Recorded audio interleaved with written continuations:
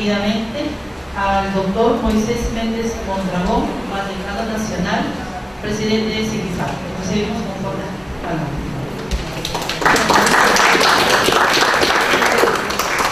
Muy buenas tardes ya, con todas y todos, agradeciendo primero al Colegio del Callao por la invitación y a todos ustedes mi más afectuoso saludo. Vamos a empezar a hacer algunas observaciones a este mecanismo de farmacias inclusivas. Siguiente, por favor. Sin embargo, podemos tocar solamente el árbol, que es el tema de farmacias inclusivas, que lo podemos ver así, siguiente, o lo podemos ver de esta manera. Pero sigamos con el árbol. Después, si nos da tiempo, ojalá podemos ver el bosque. Siguiente. Esta nota, esta publicación del diario Gestión decía el año 2013, MINSA busca vender sus genéricos en las cadenas de farmacias. Siguiente. Y luego lo replica esta página web con el mismo título y se señala acá una serie de puntos que eran parte de declaraciones de la ministra de Salud en esa oportunidad, donde decía aquí que los asegurados pueden recoger los medicamentos genéricos que brinda el Estado en las cadenas de farmacias. Ya ella tenía en su mentalidad las cadenas de farmacias privadas, las cuales tienen una penetración de mercado muy grande, añadió. Tener una buena red de distribución y de logística, entonces montamos sobre ese sistema bajo una APP, es una posibilidad que estaríamos explorando en los próximos meses, dijo la ministra. Siguiente, por favor. Esa misma tónica, en una nota de prensa del Ministerio de Salud, del mes de febrero, donde también se menciona con el nombre de farmacias populares y lo mismo que acabo de mencionar. Siguiente, por favor. La red SAF, la red de atención farmacéutica, que dirige un colega nuestro, también replicó esa misma noticia y lo lanzó a todos los países con los que está conectado, siempre con la propuesta de creación de farmacias populares.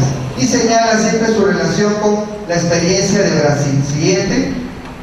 Nuevamente, en otra oportunidad, esta red SAF vuelve a plantear la creación de farmacias populares y señala o adjunta una serie de comentarios de diversos afiliados a esta cadena o a esta red de atención farmacéutica. Siguiente.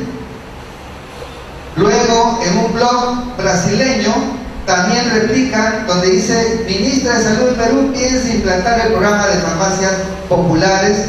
Siguiente. Radioprogramas, toma nota, la creación de farmacias populares para mejorar el acceso a medicina. Siguiente. También en una publicación brasileña, la presidenta Rousseff y el presidente Humala dice: refuerzan la integración vertical e inserta, que está en la siguiente página, también la creación de farmacias populares, siguiendo el ejemplo brasileño hasta ese momento. Acá estamos hablando del 11 de noviembre del 2013. Siguiente. Otra página web: Humala quiere farmacias populares y programas sociales del Brasil en el Perú. Siguiente. Igualmente, otra página web: MINSA tomará experiencia de Brasil para implementar farmacias populares. Siguiente. Reformas para el sistema de salud, y aquí se menciona, no sé si puede apagar la luz de esta parte para que se pueda ver mejor. También se menciona acá farmacias populares y replica también lo que declaró la ministra desde principios del 2013. Siguiente, por favor.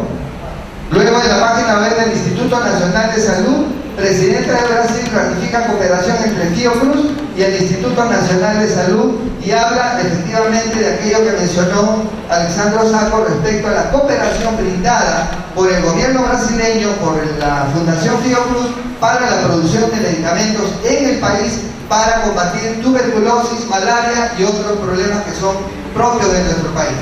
Siguiente, por favor. Luego, en el evento que hizo el Ministerio de Salud en el Hotel Sheraton, en el mes de junio, nos plantearon esta lámina: farmacias populares. La DARES era la que iba a plantear el mecanismo de toda esta manera, siempre pensando en las cadenas de boticas, y el mecanismo que iba a seguir solamente en relación con la distribución, nada más, con aprovisionamiento. Pero ya en esa reunión, que también congregó a una serie de personalidades extranjeras y nacionales, se planteó también este esquema de farmacias populares. Siguiente. Entonces luego, el 7 de diciembre, nos sorprendemos, y digo nos sorprendemos porque, reitero, la sociedad civil no hemos sido convocados para poder evaluar, para poder dar nuestro aporte. Es más, muchas instituciones dimos a conocer mediante escrito en mes de parte del Ministerio de Salud, en el mes de junio y en el mes de julio, nuestros aportes, nuestras críticas, nuestras sugerencias, y ninguna de ellas fue tomada en cuenta. Cuando en la segunda quincena de julio fuimos al Ministerio de Salud para preguntar qué habían hecho con nuestro documento, estaba encarpetado en un cajón. Entonces, el decreto legislativo 1165 plantea el mecanismo de farmacias inclusivas, que lo vamos a desarrollar. Siguiente, por favor. Luego, en el mes de enero, a través del colega Jaime Villegas, asesor de la Dirección General de Ingeniería, que ahora ha venido como secretario del exterior del colegio, pero siguen siendo los dos, ¿verdad? Siguen teniendo los dos cargos. Presenta esta exposición en el Colegio Departamental de Lima. Siguiente, por favor. En el mes de febrero lo presenta en el Colegio Químico Farmacéutico del Perú, en Surco, y debo agradecer, sí, sinceramente al colegio que tenga la rapidez de colgar las exposiciones que se presentan. Esta misma doctora, por favor, yo lo pongo a su disposición. De repente no lo puedo terminar, pero está a su disposición para que le dé la divulgación necesaria, y espero que las demás presentaciones también podamos nosotros tener acceso a ella. Porque información también es importantísima para poder opinar con propiedad, ¿no es cierto? No solamente viendo, escuchando, o me dijo, o yo creo, sino en base a lo que podemos nosotros conocer de la fuente directa. Siguiente. Entonces ahí se plantea como mecanismo, se habla de farmacias inclusivas, se habla de mejorar el acceso a medicamentos esenciales a favor de los afiliados al CIS, con participación del sector privado para la dispensación de medicamentos, para asegurar la continuidad del tratamiento y para pacientes afectados por enfermedades crónicas. Siguiente, por favor. Entonces, se nos presenta un nuevo término. No es programa, no es estrategia, es un mecanismo. En Brasil sí es un programa, y desde hace 20 años que existe el SUS, ya es un programa, es una política de Estado, y no como acá se nos plantea solamente como un mecanismo, algo como quien dice, bueno, no le doy tanta importancia, que solamente es un mecanismo, ¿no? Bueno, pero igual nosotros tenemos que evaluar cada una de las palabras como químicos farmacéuticos compenetrados en asuntos regulatorios. Somos muy especialistas en evaluar cada palabra que existe en una norma legal. Habla de una atención complementaria a la oferta pública, ¿no? Complementaria. Es un experimento, un ensayo, una prueba. No lo digo yo, lo dijo la ministra de Salud ante la Comisión de Salud del Congreso en su sesión del 17 de diciembre del 2013, ahí están las actas, la misma que volvieron a difundir el domingo 19 de enero del 2014 vía el canal 56 del Congreso. Igualmente están los archivos en el área respectiva del Congreso. Y finalmente dijo la ministra, si no funcionaran, probarán otros. Siguiente, por favor. Entonces, el término farmacias inclusivas se está utilizando ilegalmente porque contraviene la definición 34 y el artículo 33 del Decreto Supremo 014 vigente, ¿no es cierto? Porque se van a aplicar también a boticas individuales o a cadenas de boticas. Entonces debemos acostumbrarnos a llamar las cosas por su nombre. Hoy día yo me llamo Juan, el otro se llama Pedro. Yo no le puedo decir, mira, hoy día te llamo Pedro, pero por un reglamento después te voy a llamar Juan. Eso es lo mismo que le dijimos también a los asesores de MINSA cuando a fines de diciembre nos reunieron en la Comisión de Salud y nos plantearon esto, y lo acabo de volver a escuchar acá, que mediante un reglamento se va a aclarar. No tiene nada que aclararse, simplemente llamar las cosas por su nombre. Farmacia es farmacia, y botica es botica, y cadena de boticas es cadena de boticas. Y cada una tiene su razón de ser. Luego, estamos viendo de que hay un uso demagógico y político, en el peor sentido, porque política también hay política de Estado, del término inclusivo, porque se pretende que con eso se va a tener una mayor aceptación por parte de la población. Siguiente, por favor. Siguiente. Este ensayo no se parece al programa de farmacias populares de Brasil, hemos tenido que indagar muchísimo, buscar mecanismos de comunicación con colegas de Brasil para que se nos dé la información, porque en todas las oportunidades que hemos solicitado la información, tanto a la DINGEMIN como al Ministerio de Salud, no se nos dijo absolutamente nada, no hubo ninguna respuesta. Siguiente, por favor. Y tenemos acá la presentación, una de las comunicaciones que nos hicieron llegar, tenemos la del doctor José Peñarús, que es asesor de la OPS, que en junio del 2013 en Chile expone lo que es la farmacia popular de Brasil. Son como cerca de 15 láminas, no las voy a repetir, si hay alguna oportunidad lo podemos exponer. Realmente, si nos ponemos a revisar lo que es las farmacias populares de Brasil, ya hubiéramos querido, ¿no es cierto?, no en su integralidad, porque hay particularidades en nuestro país, ya hubiéramos querido emularlo en nuestro país. Y ojalá haya oportunidad en algún momento y se van a dar cuenta ustedes que es otra cosa totalmente diferente. Pero utilizar el nombre para decir esto es como Brasil, no, señores. Siguiente, por favor. Siguiente. Por ejemplo, esta es la última lámina de esa exposición. Ya como red propia estatal implementado por el propio gobierno, tienen 550 unidades distribuidas en 425 municipios del país en el año 2004. Y a partir del 2006, en convenio público-privado, 20.225 farmacias distribuidas entre 1.257 municipios. Y hace la acotación el doctor Peña de que Brasil tiene 5.500 municipios. Lógicamente, una parte de la problemática de salud tampoco la podemos trasplantar a otro país. Hay particularidades. Sin embargo, tampoco se nos diga que estamos siguiendo el modelo de Brasil. Siguiente. Dice mejora de acceso a medicamentos esenciales, a determinados medicamentos relacionados con las enfermedades seleccionadas, para lo cual la farmacia inclusiva deberá tener siempre un stock suficiente de un petitorio específico que nosotros, por lo menos, como no se nos ha convocado, no se nos ha informado, no conocemos bien en qué consiste este petitorio. Dice a favor de los afiliados del CIS, lo cual significa que la atención será hacia propios pacientes, lo cual ya denota una exclusión hacia pacientes afectados por otras enfermedades. Quedan fuera incluso los pacientes que no tienen ningún seguro. Siguiente, por favor. Las enfermedades seleccionadas ya se ha mencionado. No se han mostrado estudios específicos que hayan impulsado al Ministerio a seleccionar estas dos enfermedades. ¿Por qué? No, porque son crónico-degenerativas. Bueno, ¿y por qué otras no? ¿Dónde está el documento? ¿Dónde está el estudio? ¿Dónde está la evaluación? Eso lo hemos pedido por escrito, no hemos tenido respuesta. Y luego, la necesidad de indicadores que nos permitan medir si este mecanismo cumplió o va a cumplir o no los objetivos. Siguiente, por favor. Dice con la participación del sector privado. Es interesante, pero queda la interrogante. ¿Por qué no se potencia las farmacias de los establecimientos de salud públicos? La mayoría de las cuales no tiene certificación en BPA, tiene problemas en el control alimentario, no hay presencia permanente del químico farmacéutico durante el horario que atiende al público y tampoco en las guardias. Lo hemos visto al analizar el reglamento o el proyecto de reglamento de guardia, donde inclusive fue ignorado totalmente el químico farmacéutico. Entonces, señala después que permita asegurar la continuidad del tratamiento farmacológico. Este es un punto muy importante. En esto sí estamos de acuerdo. Siguiente, por favor.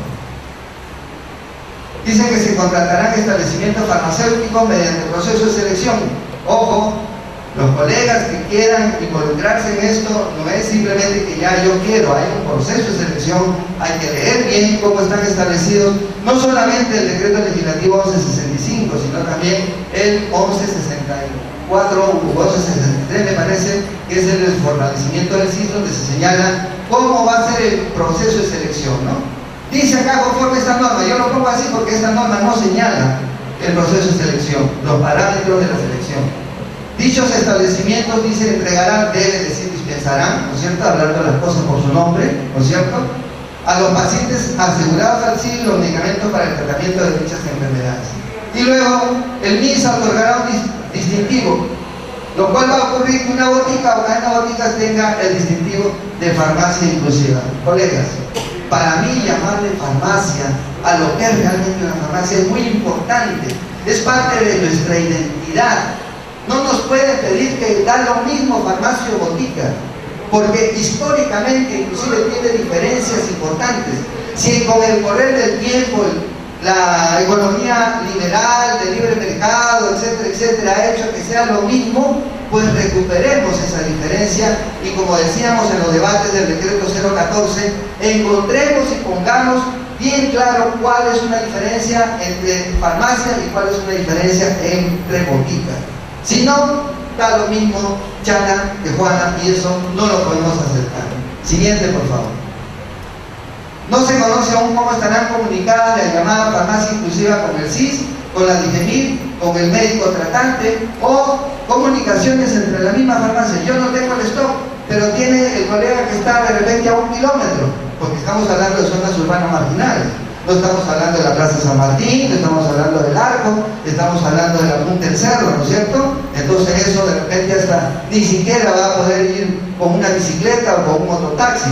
Pero si tengo un canal de comunicación, oye, ¿tú tienes tal? Sí, sí tengo ya, mando a una persona, etcétera, etcétera. Tampoco tenemos ese canal de comunicación. Siguiente. Siguiente. Atención farmacéutica y dispensación más seguimiento farmacoterapéutico, pero nos preguntamos si es que se va a uniformizar el procedimiento, si es que se va a proveer de un software o cada farmacia inclusiva deberá adquirirlo, y qué es lo que ocurre. Se plantea en el decreto legislativo que las farmacias deben estar en zonas urbanas marginales, pero deben tener áreas ad hoc. Yo me pregunto si una farmacia que está en la Punta del Cerro o una zona urbana marginal va a tener suficiente ambiente para todo lo que se está pidiendo. Dice también que debe funcionar 24 horas los 7 días a la semana. Ojo, por favor, tomen en cuenta, lean bien los que quieran estar involucrados en esto para que después no se sientan defraudados y no digan, ah, yo no sabía, no me di cuenta, yo pensé que. Siguiente, por favor. Dice que será implementado en zonas urbanas marginales. En esa oportunidad la Comisión de Salud se nos habló de estos distritos: San Juan de Lurigancho, San Juan de Miraflores, Santa Vitarte, San Martín de Porres. He visto en una de las exposiciones que se hablan de 10 distritos. Siguiente.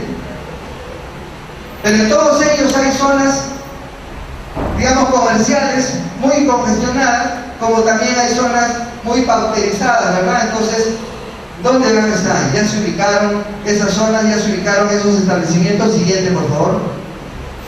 Este es el caso de San Juan de Lurigancho. Siguiente. Siguiente, está retrocediendo. Siguiente. Este es San Martín de Porres, igualmente. Hay zonas muy urbanas, como hay zonas también muy tuburizadas. Siguiente. San Juan de Miraflores, por cierto, hay zonas muy urbanas, como hay zonas muy tuburizadas. Siguiente.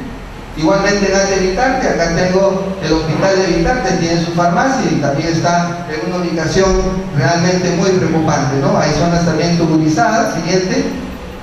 Dice para adultos y adultos mayores. ¿Y qué pasó con los niños y qué pasó con los jóvenes? Entonces la cobertura sigue siendo diferenciada por paquete de atención, no hay integralidad, no hay universalidad. Siguiente, por favor. Los pacientes diagnosticados y que ya cuentan con su primera medicación tendrán la opción de recibir sus posteriores medicamentos en forma gratuita. Diseñar la opción porque he tenido conocimiento en estos últimos días de que en el reglamento se va a poner como obligatorio que el paciente vaya a la farmacia inclusiva para la segunda y tercera receta. Esperemos, vamos a ver si es que es realidad, ¿no? Y dice en forma gratuita para continuar el tratamiento. Siguiente, lo cual quiere decir, siguiente, esto que estoy mencionando no tiene nada que ver con el esfuerzo que hace este colega, doctor John Ponce, ¿no? Que él no ha necesitado ningún decreto legislativo, ningún reglamento, ninguna reforma de salud para hacer lo que está haciendo como atención farmacéutica periférica en las lomas, en los altos de Villa María del Triunfo. No lo ha necesitado. Y es muy probable que si por A o B, cambio de gobierno, cambio de ministra, por lo que fuera, no hubiera este decreto legislativo, estoy seguro que él seguiría insistiendo en este programa o en este afán que tiene por brindar información a la gente más alejada de la ciudad. Pero ojalá que aquellos aquellas personas que están ahorita matriculándose con este mecanismo continúen yendo a los cerros, ¿no es cierto?, a seguir visitando a esa población y no solamente por una cuestión coyuntural. Aquí vemos pues una serie de fotos que él siempre ha colgado en su Facebook, que nos hacen entender, y por eso mereció el premio del Rotary Club como ciudadano que aporta a su colectividad. Siguiente. Debemos sentirnos bien que desde el gobierno se considera el químico farmacéutico uno de sus roles tan importantes en la salud pública, por supuesto. Siguiente. Siguiente. Pero se ha dicho que con este decreto legislativo se estaría revalorando el rol de los químicos farmacéuticos. Muy bien. Siguiente. Pero ya el decreto 014 establece estas mismas obligaciones. No necesitábamos decreto legislativo, no necesitábamos reforma para que una farmacia o botica tenga que cumplir con certificarse en todo eso que se ha mencionado. Lo que pasa es que la implementación y la burocracia y qué sé yo, dentro de los organismos del Estado ha hecho que muchas cosas estén todavía rezagadas. Pero aquí está. Ya lo tenemos nosotros, la ley del 2009, el reglamento de enero del 2012, estamos en abril del 2014 y hay una lista de directivas todavía pendientes por desarrollarse, entre ellas las buenas prácticas de oficina farmacéutica. Tan difíciles. Siguiente. Ya, muchas gracias. Sí, porque el doctor Amar le ha anotado que ha usado 45 minutos. De los 30 que tenía planeado. Muy bien, decimos acá que tenemos todas estas normas que ya establecen la obligación de cumplir la ley, de cumplir el decreto, todos los manuales que se establecen acá, algunos de los cuales todavía están en elaboración. Siguiente. Es excluyente porque se refiere solo a medicamentos y no a otros productos o dispositivos médicos que tienen que ver con estas dos enfermedades. Y es más, se señala, inclusive se reitera, de que si se amplía esta lista tendrá que ser medicamentos y con DCI. Está bien, pero se olvidan de dispositivos médicos que tienen que ver también con esas dos enfermedades. Siguiente. También es excluyente y no hay un criterio de equidad al acceso que lo establece el capítulo 8 de la ley 29459, porque no van a estar incluidos todos los establecimientos, y finalmente se señala solamente que es dependiendo de lo que establece la quinta disposición complementaria del decreto legislativo 1163. Siguiente. Este es el decreto legislativo. Siguiente. Estos son los mecanismos de control requeridos. Dice que habrá un reglamento que no excederá de 30 días, como siempre, ya hace rato que pasó ese plazo. Siguiente. Según los funcionarios del MINSA, las farmacias o boticas públicas que estén en esa zona también tendrán que certificarse. Siguiente. Siguiente. Sobre el financiamiento, se señala acá que dependerá del presupuesto del CIS, se mantiene paquete diferenciado y que en el reglamento se pondrán criterios y mecanismos para los precios. No sabemos cuáles, ya se ha mencionado algo relacionado con el observatorio de precios de medicamentos. Siguiente. La forma de pago, el reembolso, esto hay que tener mucho cuidado, ¿no es cierto? Porque sabemos perfectamente que a veces la demora hay que contabilizar desde el momento en que se adquiere el producto para tener el stock a fin de atender eficientemente las necesidades de los pacientes hasta que le están devolviendo lo que la farmacia inclusiva gastó, ¿no? Y se señala de que el sí supervisará la implementación de esta norma, y nos preguntamos, ¿y dónde está entonces la DIGEMIN? Le quitaron ese rol de supervisar las farmacias o boticas. Siguiente. Siguiente. Hablamos del reintegro. Siguiente. Hay experiencias en otros países, Argentina, España, donde han quebrado farmacias que justamente por falta o demora en el pago de parte del Estado en reembolso de lo que atendían a la población. Y acá están las publicaciones, esto es del 13 de enero del 2014. Siguiente. En España, igualmente, 2.000 establecimientos rurales condenados a desaparecer por demoras en el pago por parte del Estado. No estoy siendo No estoy siendo tremendista, no estoy siendo negativo, estoy advirtiendo. Cuando se produzca, ojalá que no, cuando se produzca, no digan que no se les anticipó. Siguiente. Las farmacias están en una situación penosa, señala el mundo, en España. Siguiente. Cosa curiosa, en Argentina, por el contrario, quieren fomentar la instalación de más farmacias de parte del Estado. Siguiente. Según los funcionarios de MINSA, la supervisión va a estar a cargo del CIS con apoyo de la DIGEMIN, de la DISO, de la DIRESA, y nos preguntamos si ya tienen el personal suficiente y eficiente para realizar esta labor. Siguiente. Cubanos. Siguiente. Sobre los cubanos. ¿Qué tiene que hacer acá? Sí tiene que hacer. El memorándum de entendimiento señala acá, en el 1.12, siguiente, que estos 48 profesionales de la salud, siguiente, profesionales de la salud cubanos van a venir a asesorar en el proceso de revisión, actualización y elaboración de normas técnicas relacionadas con medicamentos e insumos médicos, el equipamiento y la infraestructura sanitaria. Al margen de lo que sea Cuba, así sea Inglaterra, Canadá, España, lo que fuera, no tenemos profesionales de alto nivel con capacidad suficiente para realizar esta labor. ¿Por qué tenemos que recurrir todavía a profesionales extranjeros que van a venir ganando muchísimo más que los profesionales que están trabajando acá en nuestro país? Siguiente. Finalmente, el problema no es una y otra persona. Aquí hay un cerebro, y lo señalo políticamente y desde el punto de vista de política de Estado, porque esto lo hemos escuchado en varios espacios, con muchos expositores que tienen experiencia en otros países. Hay un cerebro que es la USAID, que es prácticamente la que ha establecido todo esto igual como en otros países. Entonces, no tenemos nosotros una independencia de tratamiento de políticas de Estado, políticas públicas, porque siempre ha habido esta mano de USAID. Incluso muchos de los que están ahora en el gobierno tienen o han tenido vinculación o han hecho trabajos o han hecho asesorías, consultorías para esta entidad. Y basta con revisar la documentación que se puede encontrar fácilmente en internet para encontrar cantidades enormes de profesionales que están muy vinculados a esta agencia de los Estados Unidos para poder imponer o proponer, entre comillas, políticas públicas para cada país. Siguiente. Siguiente. Ahí lo dejamos.